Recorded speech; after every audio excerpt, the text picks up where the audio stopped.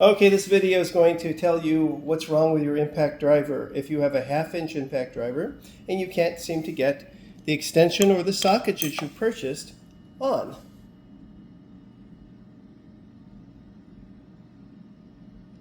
So what's the difference between a 1/4 inch and a 1/2 inch impact driver? Well, the 1/4 inch doesn't have this.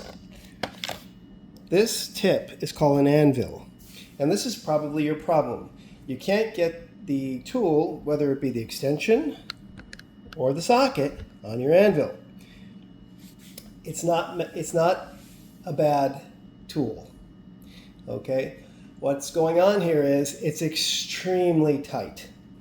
And you're going to need to put some lubricant on it. Now, when you're getting a 1/2 inch impact driver, you're wanting a lot of force to break something free, like to deal with the hot water heater anode rods that are stuck, because those are a pain. Very difficult and almost impossible to remove unless you have a very long, not fulcrum, but lever with your socket wrench, or you use impact driver. Now, the 1/4 inch one is about 375 pounds of force, breakaway force. And the 1/2 inch can have 600, 800. This particular Ryobi I just bought from Home Depot. And if you check the specifications on the 1/2 inch that you are looking for, you'll be able to see the breakaway force and how much you want. This one has 1100. So this one can probably move a car.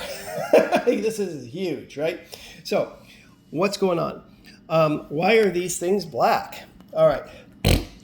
The black socket and the black extension indicates an impact-resistant extension and socket.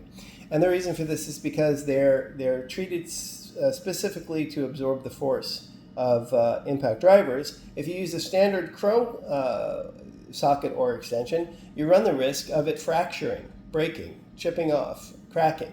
And so while it might survive 1 or 2 or maybe 10 applications, eventually it will succumb to the force.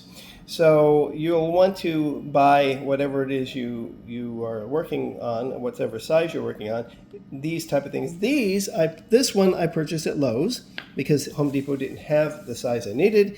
And these impact extensions I got at Harbor Freight, which was a fantastic price. I highly recommend that. Okay, so what are we going to do? Well, if you try and stick this or this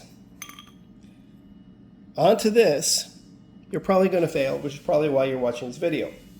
And that's because the thing is so darn tight. Now, what you're going to want to do is you need to put lubricant on it. I'm using this, which is silicone spray. Okay, but you don't need to use silicone spray. The WD-40 should work. Any penetrating oil should work. Maybe even olive oil will work. I don't know. But ultimately, lubrication, and don't bother putting it on the tool itself. Put it directly on the anvil, especially on the tip. So we're going to spray the tip, in this case, okay, and the anvil. Now, well, I will tell you, although I'm not going to put it on the video, I struggled with this thing and couldn't get it on without the lubricant. Now, I'm going to put it on here. Of course, these things have 4 edges. It's a square. This thing has 4 edges. It's a square. So you want to line up the edges, okay?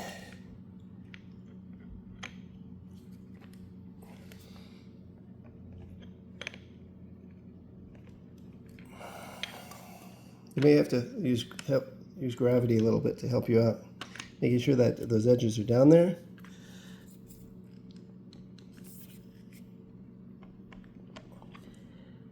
It's still terrible, right? Ooh. Yeah, don't put your weight on it like that. There we go. See?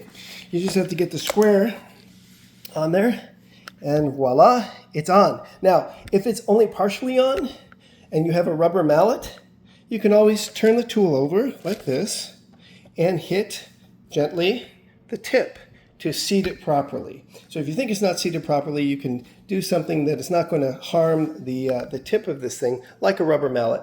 But don't be OCD about it and pound away at it endlessly, because you may wind up breaking the tool itself. So ultimately, that's how you do it. Lubrication is necessary, okay? And then removing it with that lubrication on, oh, and here's how it works. Thing's a monster. Okay. All you have to do is take your fingers here and press it against the tool here and just inch that off. So easy off, not so easy on, but lubrication necessary. And it may be necessary to do this every time you use it until maybe enough of the metal on the anvil is worn away from tools sliding on and off to where you don't need lubricant anymore. But don't take your tool back. It's not the tool. And you don't remove this little cap here. It's this little cap here, thinking that might do it. It's not a protective cap that's to be removed. It's there for good. You just lubricate the end.